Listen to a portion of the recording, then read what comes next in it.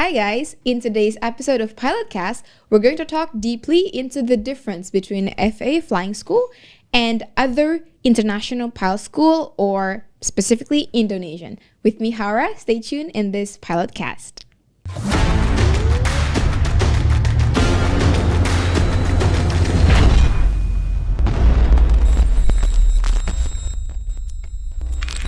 A little bit introduction before we start. My name is Hara. I'm an FA student pilot currently enrolling in a private pilot and instrument rating, and I am accompanied by Jeremy Benedict. I'm an Indonesian commercial pilot. I got like 200 hours. Great. Including the multi-engine.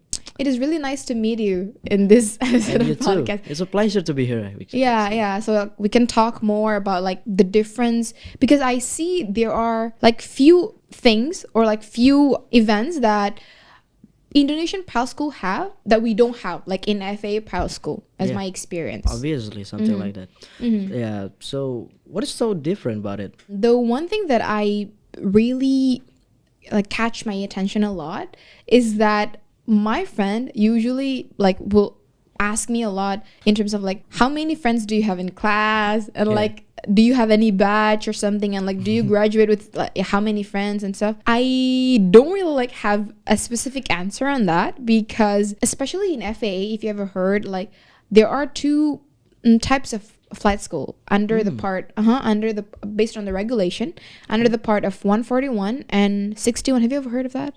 Yeah, I heard about that too. But in Indonesian, we have a batch mate, you know. Yeah, exactly. In my batch, there's 24 people. 24 people in your batch. Yeah. Right. So that's pretty much, you know. So like in FAA, like I mentioned before, 141 and 61. 141 is a part that usually have a rigid schedule and like syllabus where they tend to have batch and few like student in the same year to graduate at the same time. But whereas for the part 61, they don't. It's more flexible. Right? Yeah, exactly. It's like it's more flexible, and everybody has their own pace, their own timing. Yeah. So in my case, I'm enrolled in a part 61 of FA pilot school, which is 14-day pilot. That's why I don't really like have like a reference in terms of like who is my friend that I will be graduated in the same time. You know. Yeah. I got 24 of them in 24. my batchmates. Like I have one female friend in there. Yeah, this is pilot too now. He's already got commercial pilot. Maybe if Ciflon and Citylink, I guess now. So, Great. Yeah. So maybe there's another different thing, like the culture or something about that. I think so. So you mentioned about like the batch, and how do you like live your student life back then? So you graduated in what year? Yeah, in 2016. 2016, right? Yeah. So it's already 7 years ago. And you got like 200 plus flight hours. Yeah, that's right. Yeah. Basically, when we're going in the same batch, it's the culture's like your batchmate is your family. It's not your friend anymore. I see. Yeah. Like the if one people did one mistake and everybody has to be punished. You know? Like the friendship. like it's so like the bond. Yeah. I see. Yeah. Well, yeah. Since I enrolled, I think it's a military thing. I guess. Right. Semi-military. I think. Right. Yeah. So I think because I'm enrolled in a part 61 FA flying school, so I don't really like experience that kind of nuance in terms of friendship. Well, I think that's fun. That's so fun. Like you have a like study buddy. But I think I need that flexibility. You know, flexibility. The part 61. Yeah. Yeah, so like in terms of the difference between part 61 and 141 is that I mentioned about the rigid and like flexibility, right? So, well, if we want to go into that deeper, the flexibility also involves the aspects of time. Yeah. So usually if you're enrolled in a part 61 flying school, you will be enrolled, or like you will be having a program that is way more flexible and depending on your needs. I think it's more faster too, right? Yeah, exactly. So that's why because it's more flexible, so the instructor can like design a special program depending on the student needs, whether they want to like pass in less than a year or like less than a month. Wow. That's the big difference between part 141 and 61. I guess if it's compared with your flying school, it's more like it's the rigid syllabus, right? Rigid one. I can finish my flying school like in a year. Yeah, exactly. That's pretty fast, you know. In Indonesia, it's pretty fast in 1 year. But, I think so. I heard like other flying school in Indonesia past like maybe 2 or 3 2 or 3 years, years. you know. Yeah, exactly. Yeah. So speaking about the Indonesian and like American difference, do you like experience any like significant difference, and like do you have any experience? I heard from some of my friends said like in US the program is like slight different. The first program you have to take in US is a PPL, right? And Private then after pilot. that, after that you have to take the IR, instrument Yeah, rating. instrument again. rating. You cannot go through the commercial pilot if you don't have the instrument rating. Is that right? Well, actually, you can do that. However, usually if people in the US, mostly if they want to jump into commercial, I think so, if I'm not mistaken, they will undergo the instrument rating first before they go to commercial. Okay. Like I said before, especially if you are in a school that is under part 61, it's mainly all depending on your needs and your wants. If you want so if you want after your private pilot you want to jump into commercial, then that's fine. Go ahead, you can do that. Like has the plan on, like has the vision of maybe airline or something like that. They will be in the program, which they will have to undergo the PPL, instrument rating, and then commercial. Okay. So maybe the one that you're telling me is those who wants to like enroll in an airline like pilot academy. Right then. So basically, you can have the commercial pilot without the instrument rating in US. You can. I think Exactly. it cannot be like that in Indonesia. With some limitations though. Oh, right, there's some limitations. There's limitations in terms of that. All right. Yeah, because in Indonesia, the first thing we have to take is a private pilot, and then go to the commercial pilot, and then the instrument rating. So like it's a must. Yeah.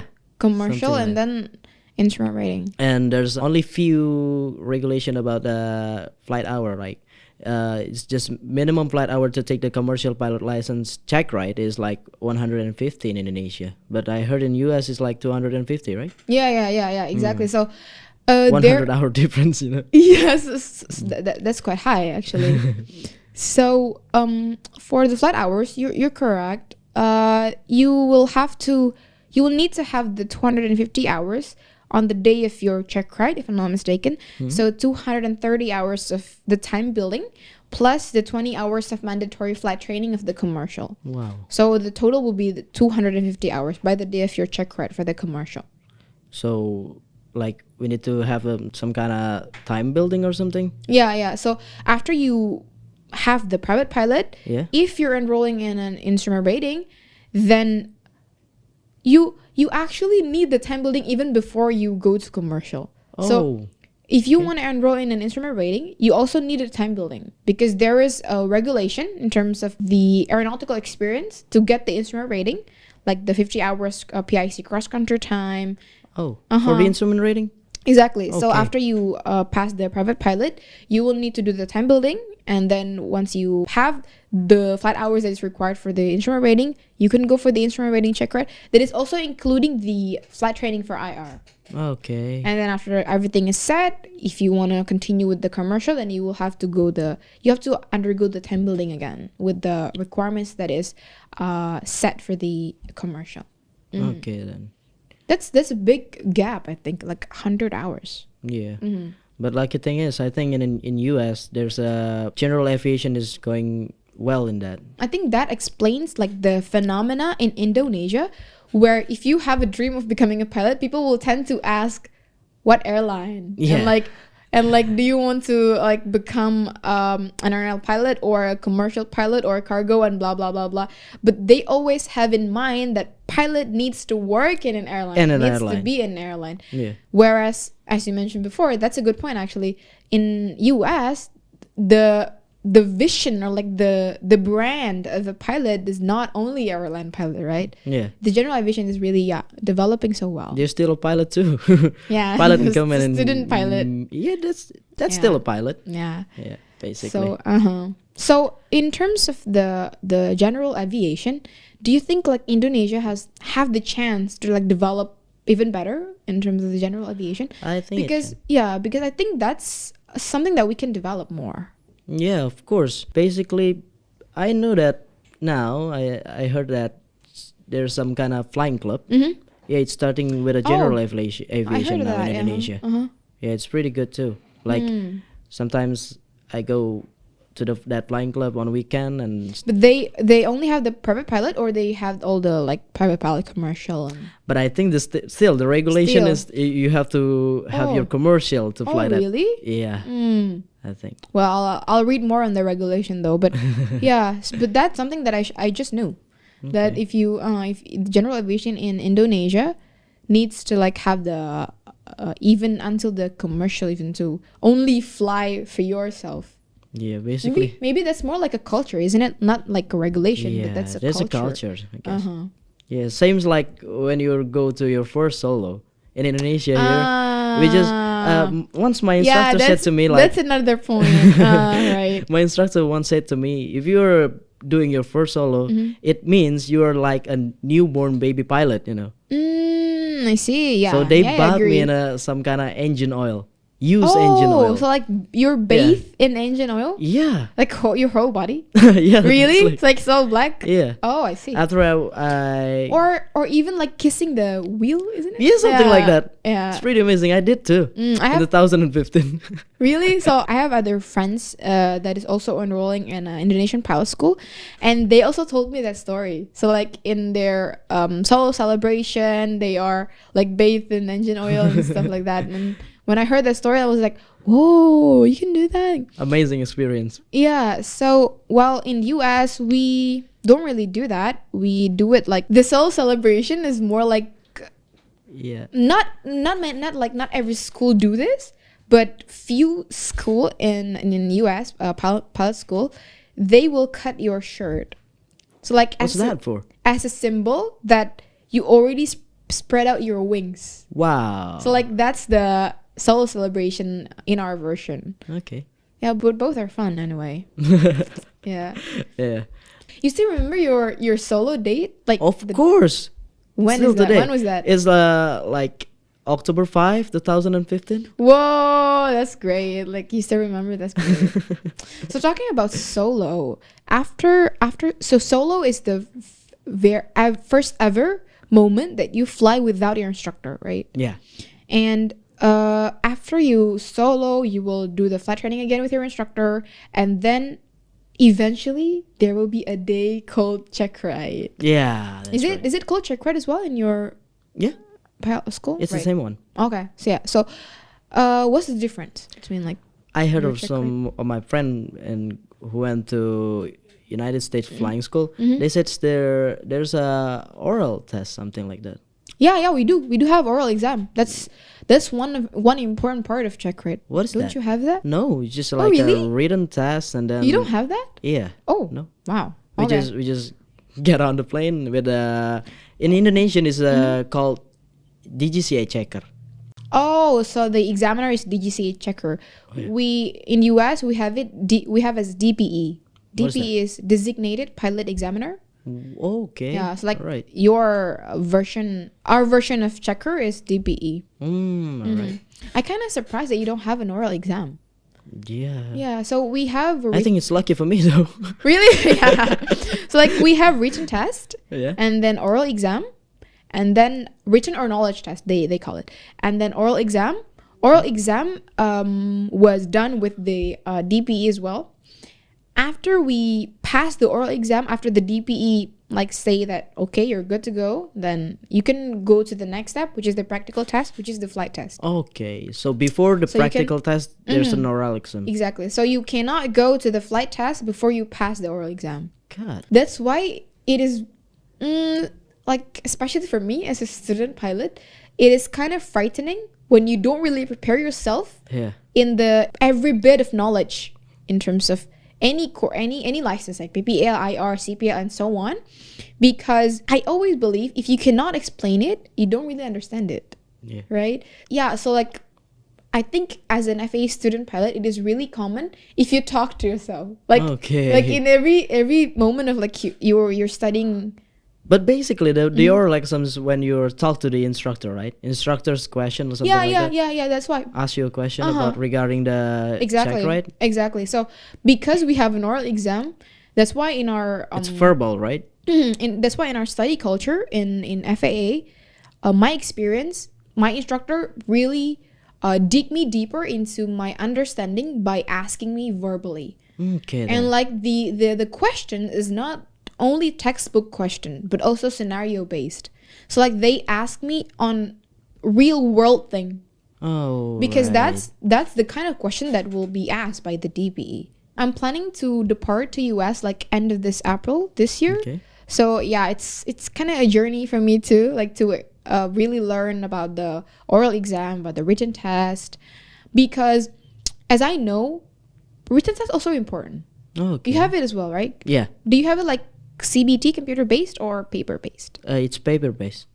Oh, What I'm studying is a paper based. oh, okay. But At least don't know when you're the- when you were in when you were in school, yeah. So in FA we have it as computer based, and they have a reference to the test, because well, actually the written test is criterion referenced. That means that like there is a reference in order to like determine whether or not you have the correct answer and your score, like to a reference to determine your score. Okay. The simple way to say it, that's called Airman Certification Standard. Or do you have you ever heard of that? Like, No, I don't think. yeah, like the simple way to put it is that a standard for you to determine your score in the written Okay. test. So consisted of many points, or like points that you need to understand, and you need to get it correct in your written test. If there are few points that you do not answer it right, my instructor said to me that the DPE in your oral exam will dig you deeper on the question that you got wrong. Quite tough as well in the written test, because you need to try and work and study hard so that you can get as many questions right.